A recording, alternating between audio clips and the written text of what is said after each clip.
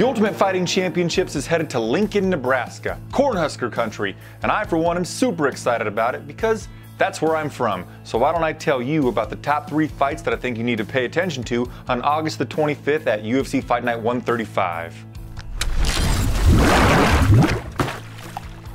Let's get it started with number 1. We're going to work our way to number 3. We've got the main event of the evening between Justin The Highlight Gaethje and James the Texecutioner Vick. Clearly, this is the top fight to be paying attention to at this event, mostly because of Justin Gaethje. This man is arguably pound for pound the most exciting fighter in mixed martial arts right now.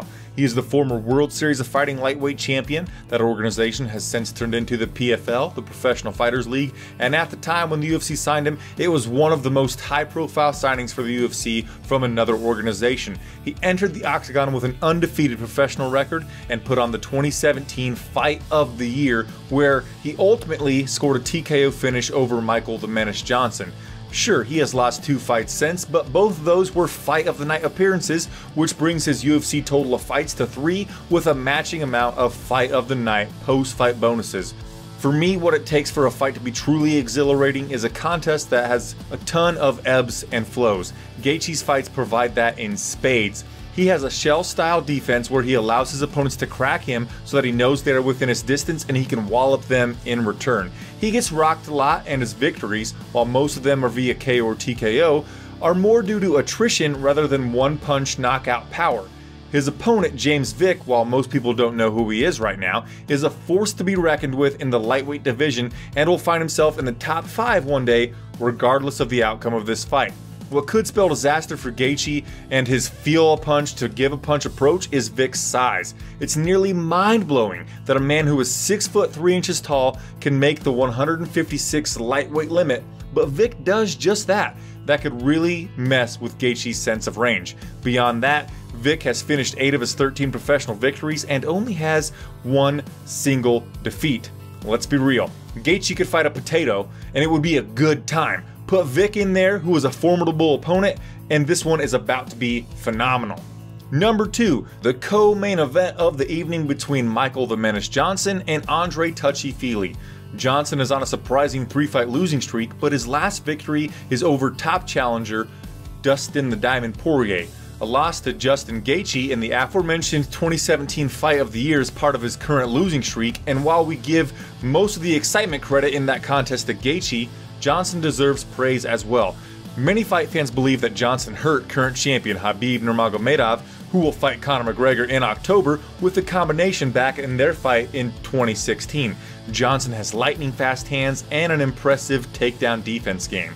His opponent, Andre "Touchy" Fili, probably won't look for a takedown in this fight, but he does have a decent grappling skill set in his arsenal, as he showed against Conor McGregor's little buddy, Artem Lobov.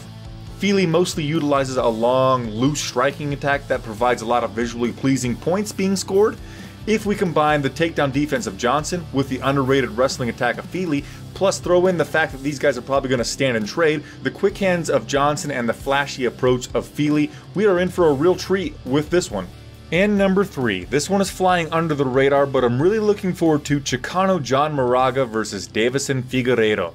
This bout is buried in the middle of the prelim portion, but honestly features the 2 fighters on this card who are the closest to title fights for anybody in their respective divisions, fighting on August the 25th. John Moraga is a former flyweight title challenger who has had his ups and downs since his unsuccessful attempt to snag UFC gold, but he has reeled off 3 wins in a row, one of those being a performance of the night where he finished Magomed Bibulatov in the first round as a gargantuan underdog. His latest victory was over a fellow former title challenger as well. He's a true veteran and he is looking better than ever. His opponent Figueiredo is undefeated in 14 professional outings.